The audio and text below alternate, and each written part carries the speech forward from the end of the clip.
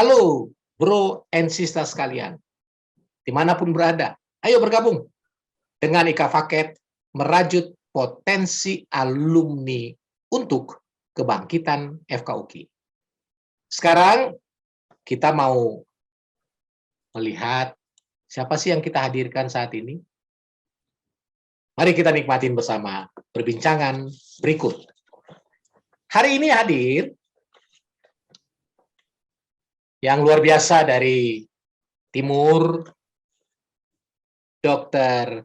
Robert Allen Johannes Amaheka, biasa dipanggil dengan Dr. Robert. Beliau lahir di Makassar 53 tahun yang lalu, kira-kira. Yang pasti beliau menikah, ada 2 orang anak, kemudian latar belakang pendidikannya, nah ini dia nih. Dia lulus dari Fakultas Kedokteran Universitas Kristen Indonesia tahun 2000. Luar biasa pengabdiannya, yang akan kita lihat dari mana saja sih dia. Beliau pernah menjadi Kepala Puskesmas CI tahun 2000. Lalu kemudian menjadi relawan kesehatan pada CCF di Belu. Ini CCF ini adalah Christian Children Fund. Tetapi sebelumnya ternyata beliau ini pernah menjadi dokter. Kalau orang yang sering berpetualang, menjadi dokter di kapal penumpang Kerinci. Nah, ingat-ingat ini wajah. Ketika Bapak Ibu sekalian pernah naik kapal Kerinci tahun 98, dokternya Nadia nih. Ya. Jadi ketika ketemu, oh iya ini Dr. Roberto ternyata. Lalu kemudian di 2002 beliau menjadi staf Dinas Kesehatan Kabupaten Timor Tengah Selatan. Ya, lalu kemudian di 2003 menjadi konsultan teknis untuk kesehatan dan gizi di CARE Indonesia Internasional. Ya. Lalu kemudian di 2004 menjadi staf dokter Rumah Sakit Umum Daerah Nai Bonak. Kemudian dilanjutkan di 2010 menjadi direkturnya di sana dia. Ya. 2015 sekarang beliau menjabat Kepala Dinas Kesehatan Kabupaten Kupang. Ini perjalanan yang tidak mudah. Jadi Bapak Ibu sekalian, adik-adik, abang Anda, memang begitulah perjalanan itu. Kita tidak pernah tahu kita mau berlabuh di mana. Tetapi ketika ditekunin, ternyata berlabuhnya luar biasa. Tentu karena pelayanan yang dia lakukan, makanya jenjangnya jelas kelihatan naik. Kegiatan yang banyak diikutin banyak sekali. Ya, mulai dari pelatihan hidroplan, pelatihan perencanaan tingkat kabupaten, ya, lalu kemudian pelatihan manajemen terpadu balita sakit, pelatihan manajemen kasus malaria, lalu kemudian pelatihan ATLS, ya, banyak lagi seminar yang dihadiri, ya. Kemudian juga lulus ujian ahli pengadaan nasional tingkat dasar di Kupang. Kemudian ada ini kalau birokrat, nah ini dia nih, ya, diklat tim tingkat 3. Kemudian diklat PKN tingkat 2. Ntar lagi nanti naik lagi. Kita doakan supaya semakin baik adanya. Ini kira-kira yang bisa dapatkan dari Dr. Robert dengan jenjang karir yang demikian luar biasa.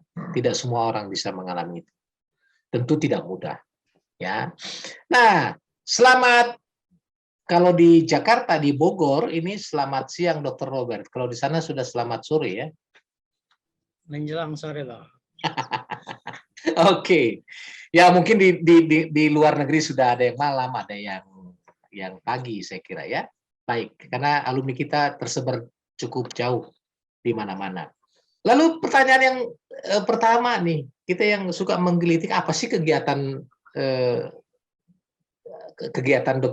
Dr. Robert atau kita biasakan kalau di podcast itu panggil Abang Ade ya. Nah, apa sih kegiatanmu, Dek, saat ini yang lagi aktif? Silakan. Siap, Bang. Jadi selamat siang Bang Bona dan teman-teman alumni UKI di mana saja berada, maupun adik-adik kita yang masih kuliah di UKI saat ini dan rencana untuk masuk UKI. Nah, saya seperti yang sudah diperkenalkan Bang Bona tadi, alumni UKI sebetulnya masuk saya tuh 88 Bang. Oh, oke. Tetapi saya tamatnya 99 ke 2000. Oh, Karena wisuda. waktu itu kan, ya, waktu itu kan kita masih pakai sistem ujian negara Bang. Jadi saya agak lambat lulusnya. Tapi ketika bekerja karirnya justru cepat. Karena pengalaman. Jadi ya, saya tamat tahun 2000. Waktu itu ditempatkan di Timur Tengah Selatan, kurang lebih berapa? Dia 3 tahun. apa namanya? Dia ada 200 kilo dari ibu kota provinsi. Oh, oke. Ya.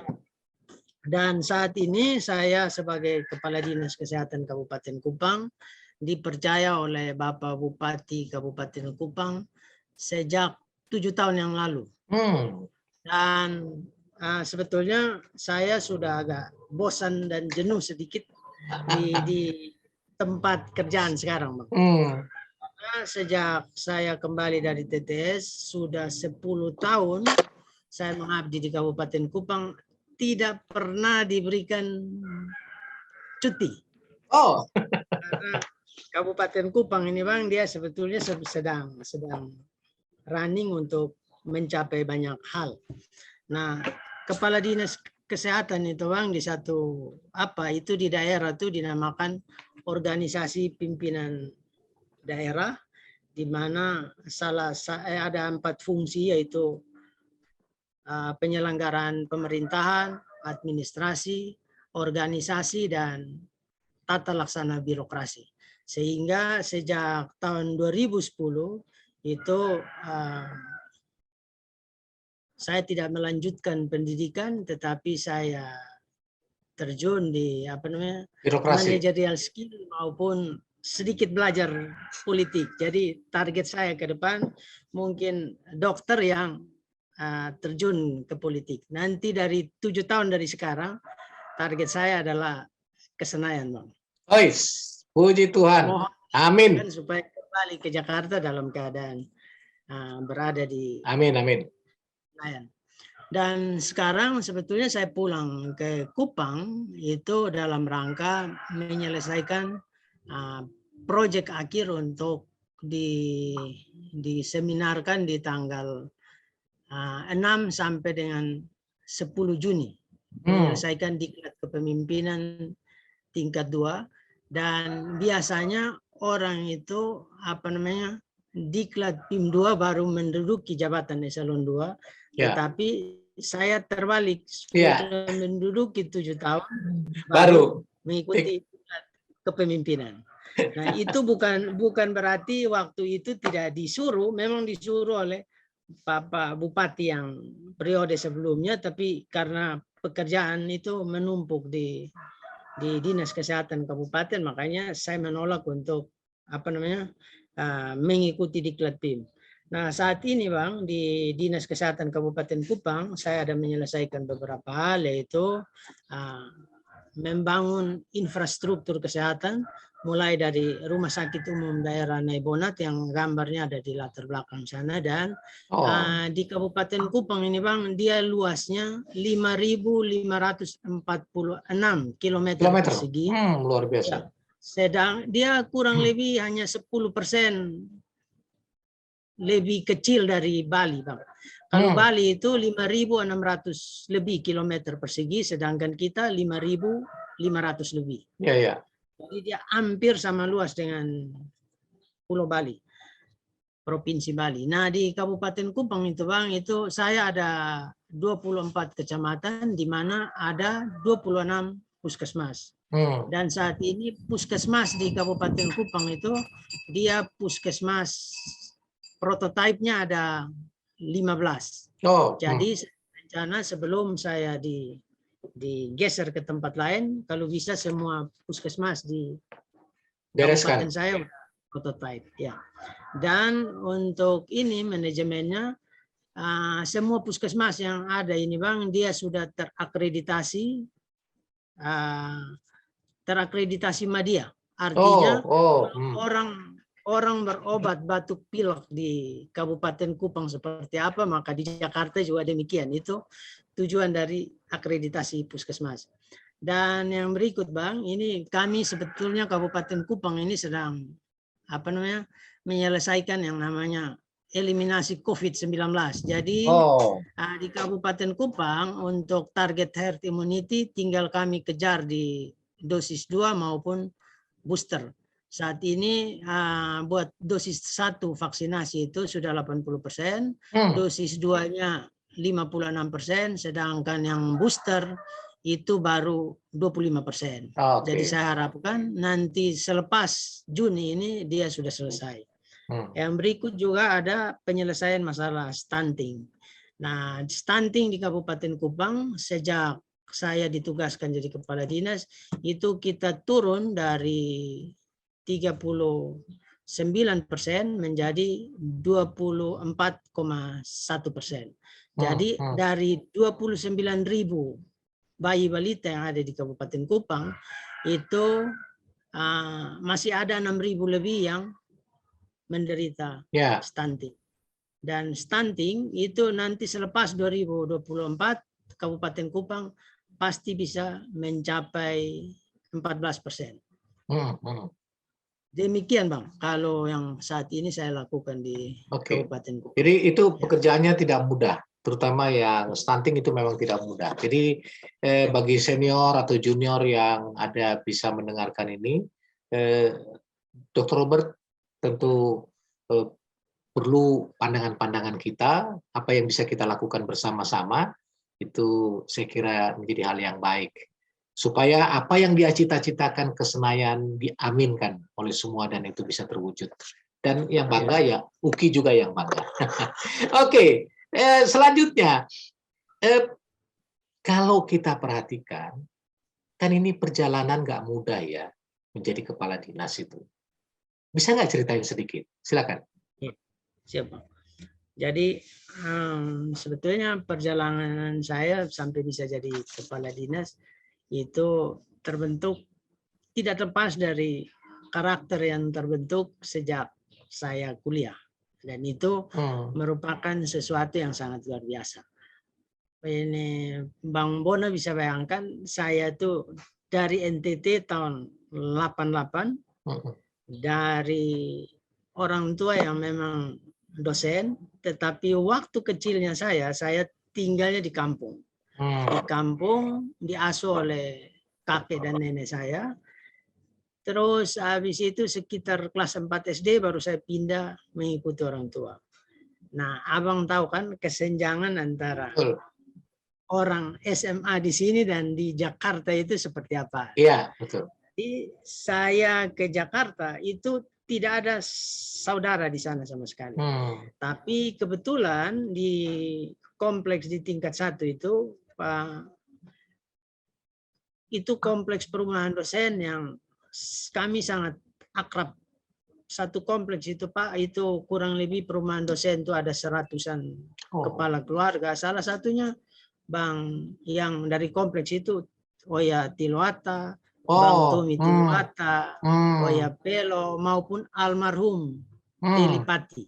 Nah, itu ya. Jadi waktu saya ke Jakarta pertama Bang, itu saya ikut sama Bang Tommy dan Ibu Oya. Kita tinggalnya di Tebet. Terus di Tebet itu kebetulan tempat berkumpulnya senior-senior UKI yang banyak dari latar belakangnya macam-macam. Dan di situ tuh Bang tempat kumpulnya yang anak-anak yang pintar tetapi nakal-nakal. Ada Bang Mangatas Manalu, Bang Imang Unsong dan lain-lain tuh ada banyak Kak Topan Brian dan lain-lain. Dan ketika saya kuliah di UKI itu angkatan saya angkatan 88 itu tuh Bang itu kan macam-macam tuh. Nah, saya di situ ada kelompok teman-teman saya karena kebiasaannya kan suka maki dan macam-macam. Oh. Sehingga ada kita kelompok, ada yang namanya kelompok kebun binatang, yaitu ada Dr. Engit Saragi, Dr. Robert Hendrik anak Mokhtar dan lain-lain. Jadi kelompok aku itu namanya kelompok Ponbin, terus ada kelompok Congor, itu Asmuni dan lain-lain. Terus ada kelompok Manado dan lain-lain tuh Bang. Nah, peristiwa menarik bagi saya di UKI yaitu apa namanya? Ya itu tadi, berangkat dari Kupang ini tidak ada saudara, tetapi karena hubungan pertemanan di UKI itu sangat baik sehingga saya itu tidak mengalami banyak kesulitan. Tidak banyak kesulitan itu artinya ya, saya waktu itu di panggilannya cecak Bang. Cecak Kenapa? karena apa namanya? Mungkin bawaannya saya aja gampang berteman dengan siapa saja. Itu dengan Bang Joni Kalai, kelompoknya Bang Joni. Iya. Ambon nakal-nakal itu. Iya. Jadi saya gampang nyelip di mana-mana sehingga itu menjadi karakter saya, bukan apa-apa, tapi saya pandai menempatkan diri di antara mereka teman-teman, dan itu akhirnya terbawa ketika selesai dan masuk ke dunia kerja. Tahun 88 saya PTT di Puskesmas CI seperti di Biodata tadi itu Bang. Itu Puskesmas CI itu hampir 200 kilometer dari kota. Dan waktu itu kalau andai kata saya mau PTT di mana namanya di provinsi bisa karena Bapak dosen dan kebetulan apa namanya relasinya juga ini sehingga kalau saya minta di kota pasti bisa. Tetapi waktu itu saya dapat pesan dari apa namanya salah satu senior Dr. Heru di Objin senior di apa namanya di Kupang sini bahwa kalau kamu mau ditempatkan di tempat yang jauh itu dokter itu apa namanya dia pengalamannya akan berharga ketika dia makin tegang ketika mengambil keputusan. Dia bilang kalau kamu di kota itu kamu pasti tidak dapat apa-apa. Karena di situ ya dia bilang kalau di situ kan seniormu banyak. Kalau ada apa-apa pasti kamu minta banyak pertimbangan dan nanti keputusannya dari senior. Sedangkan kalau kamu mau ditempatkan di apa namanya? Di pelosok itu pengalaman kamu makin berharga kalau setiap mengambil keputusan kamu semakin tegang. Dan itu saya manfaatkan. Jadi waktu saya berada di Puskesmas CI, ini nama saya Robert, tapi potongan saya kecil. Nanti suatu ketika kalau pasti Bang Bona bisa lihat, tinggi saya itu hanya 160 Bang. Terus kalau mau dibilang stunting, saya hampir stunting. Tingginya hanya 160, namanya Robert. Kalau orang bayangannya Robert, betul, tinggi besar. Betul. Kecil, pendek, kurus, jadi ya agak sial lah dari ukuran postur. Jadi waktu itu saya ditempatkan di CI, ada suatu pengalaman menarik itu ada seorang tokoh masyarakat ketika berobat di situ, dia langsung ke ruang pendaftaran. Kebetulan waktu itu saya datangnya lebih pagi.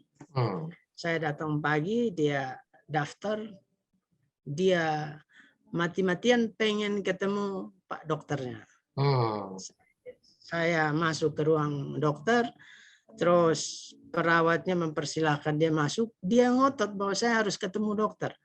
Saya bilang, Pak, saya Dokter Robert, dokter baru di Puskesmas. Dia bilang, saya tidak percaya.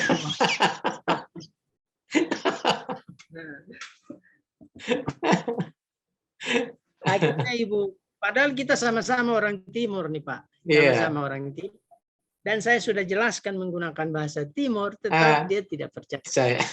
Akhirnya Ibu apa namanya perawatnya meyakinkan bahwa ini Pak Dokter, kalau Bapak tidak percaya ya pulang saja, nanti baru datang lagi. Akhirnya karena berhasil diyakinkan, saya ngobatin beliau dan waktu itu saya pikir untuk mendapatkan kepercayaan dari dia, saya bom saja supaya Cepat. dan akhirnya ya 1, 2, 3 hari kemudian dia datang kembali bawa keluarganya yang sakit, dan sejak saat itu kita jadi berteman. Dan di sana Bang, saya mendapatkan pengalaman seperti pesannya Dokter Heru. Pernah saya lakukan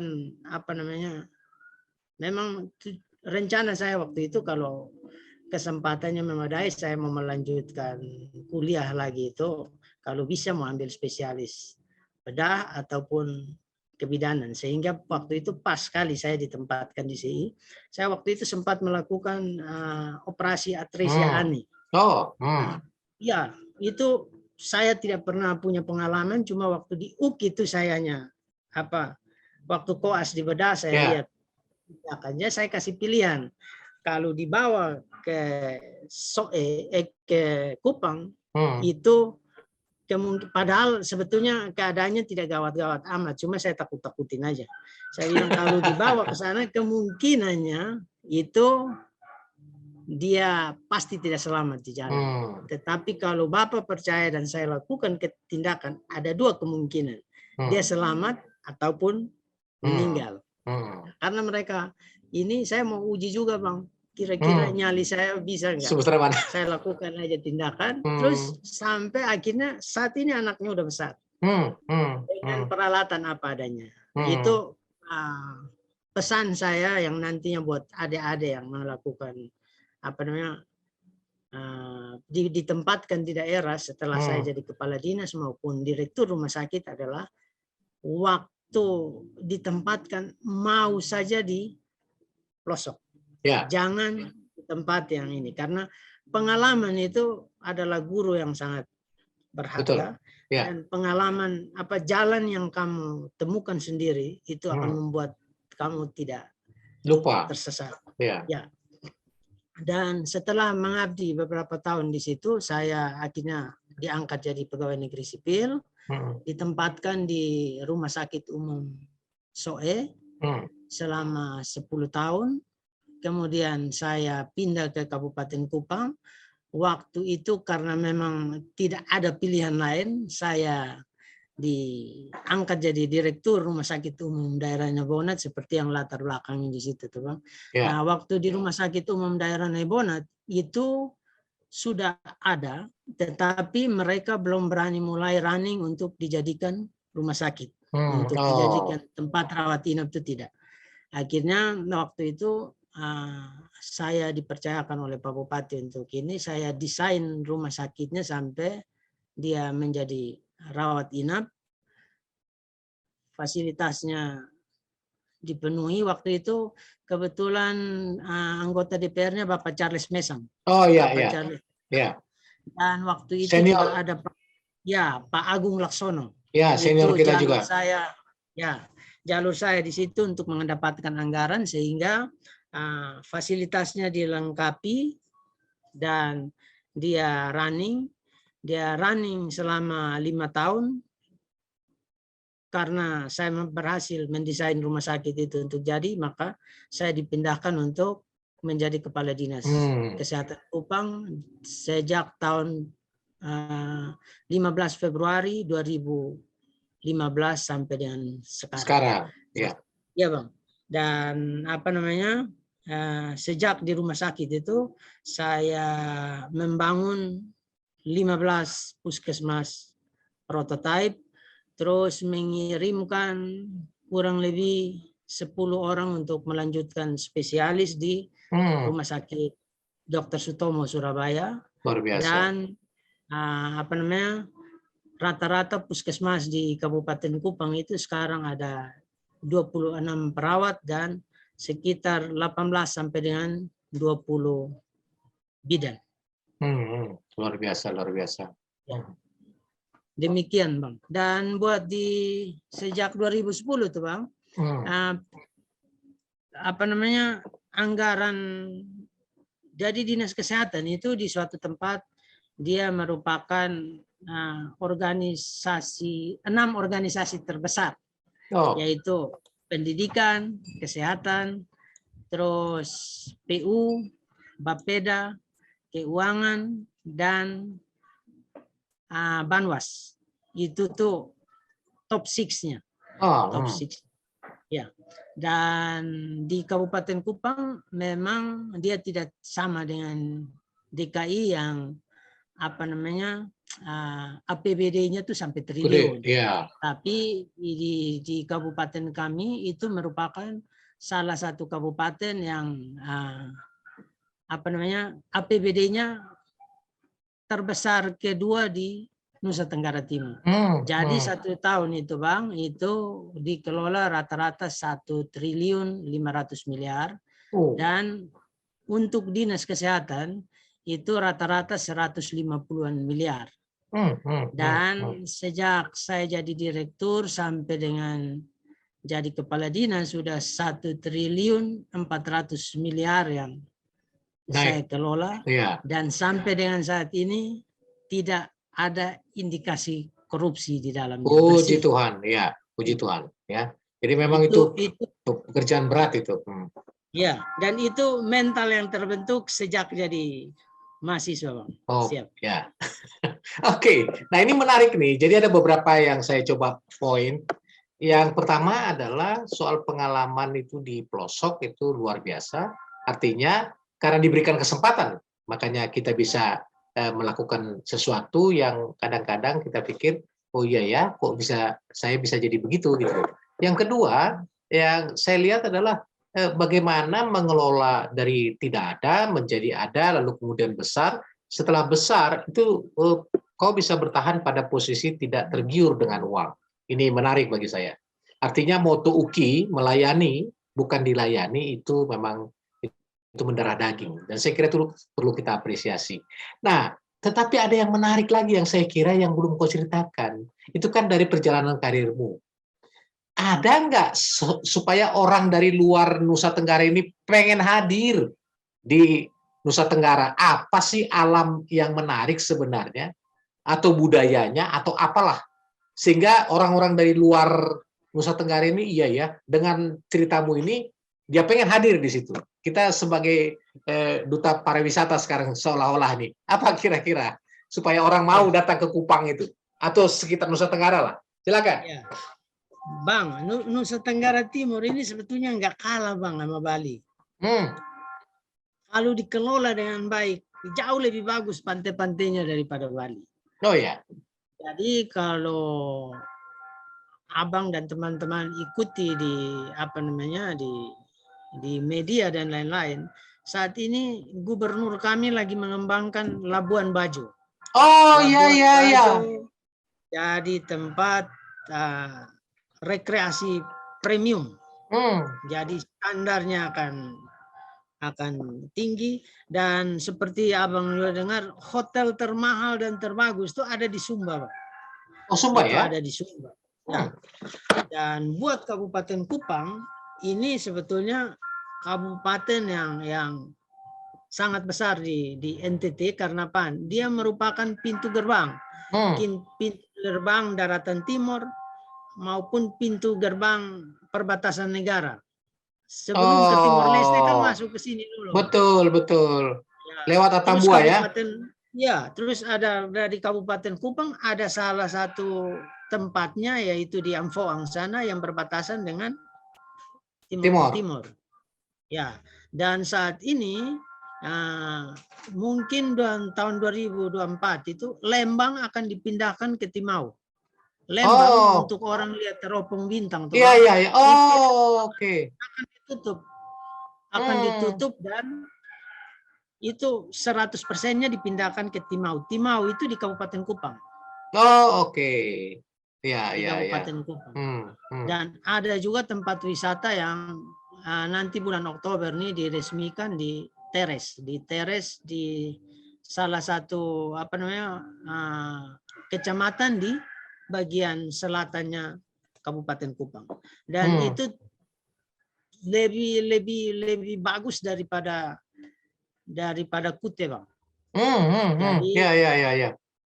Waktu kemarin saya ikut Diklat PIM juga, saya ajak teman-teman yang dari provinsi lain dan yang dari Jawa Timur itu untuk selesai bulan Juni mereka datang ke sini, saya yang pandu mereka untuk mengunjungi tempat-tempat pariwisata di Nusa Tenggara Timur. Karena itu nanti lewat kesempatan ini juga selain adik-adik dan teman-teman lain, saya mengajak untuk kita berkarir sebagai dokter dan tenaga medis di Provinsi Nusa Tenggara Timur, khususnya di Kabupaten Kupang, karena Kabupaten Kupang dan NTT ini tidak jauh lagi dari Jakarta. Sekarang juga penerbangannya sudah full, Bang. Jadi cukup kantong kita tebal, maka jarak itu betul. Oke, baik, untuk pertanyaan yang terakhir saya kira, karena waktu juga ya. Nah, pertanyaannya adalah dari pengalamanmu tadi yang banyak, sekarang adik-adik yang di kampus ini, apa pesanmu kira-kira yang perlu mereka mereka kayak tips and trick lah supaya bisa berhasil. Silakan, Dek. Ya, jadi